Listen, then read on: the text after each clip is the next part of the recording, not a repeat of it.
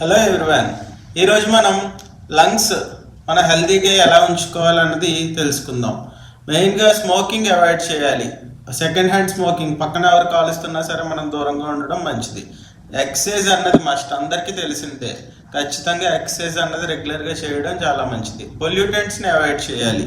అలానే plenty of water ఎక్కువ తీసుకోవాలి. హ్యాండ్స్ అన్నవి కూడా రెగ్యులర్గా వాష్ చేసుకుంటే అన్నెసరీ కోల్డ్, రెస్పిరేటరీ ఇల్నెస్ రాకుండా జరుగుతుంది.